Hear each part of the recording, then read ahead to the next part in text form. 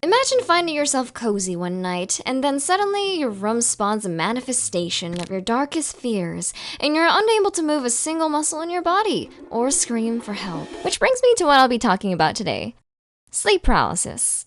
A good majority of people only experience it once or twice in their lives. However, growing up, I had very persistent sleep paralysis that it just won't go away. In fact, sometimes I got it so frequently that this conscious coma hit me randomly whenever I was on the verge of passing out. The constant episodes eventually died down after high school graduation, which is sort of when my college started up. And over time, as I continued to research about sleep paralysis and why it's happened to me so much, I've realized that there could have been multiple reasons as to why. Now, I'm not a sleep expert by any means, so don't rely on the words I say for a research paper. But before I talk about my experience, I would like to explain what exactly sleep paralysis is and how it works, as well as some potential causes. Sleep paralysis is a type of parasomnia, which are, to put it simply, disruptions in your sleep. For example, sleep terrors, sleepwalking, and sleep eating. And it all happens during something called rapid eye movement, or REM sleep. REM sleep is, to put this even more simply, the stage in your sleep cycle where you start to have dreams. This is also where something called atonia happens. Atonia is the total relaxation of muscles, which is a completely normal part of REM sleep. Ergo, the I can't move my limbs effect during sleep paralysis. And especially since your brain is full of dream juice during this time, you start seeing some really silly things. Think of it as your dreams spilling into your visual field, because your brain is awake, but your body is still resting. Now, let's take a look at the potential causes.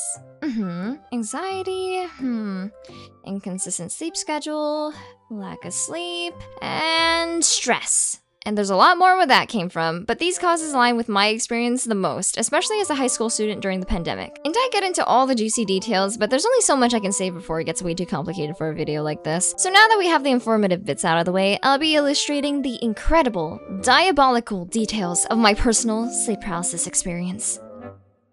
Imagine laying down in bed after a tiring day of work. Your body is more than ready to rest, and your room is almost completely pitch black. You can only hear the spinning blades of your fan as the breeze cools you down and you're snug under your blankets.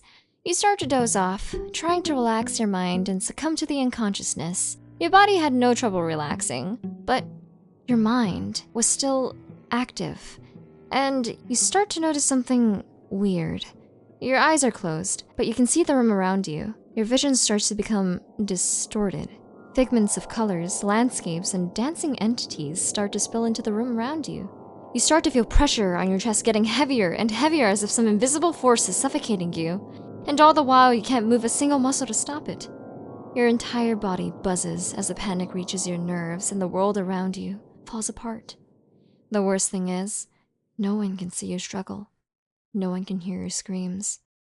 And then you finally snap out of it and realize that you're not actually dying. So yeah, that was how sleep paralysis usually went for me. But I've been trying to be more aware of what might be causing my sleep paralysis. Sure, I'm not perfect when it comes to breaking habits, but with every little step, I can confidently say that I don't find myself having sleep paralysis as frequently anymore. So, what do we learn? One way or another, you'll suffer the consequences of not taking care of yourself. Amazing, right?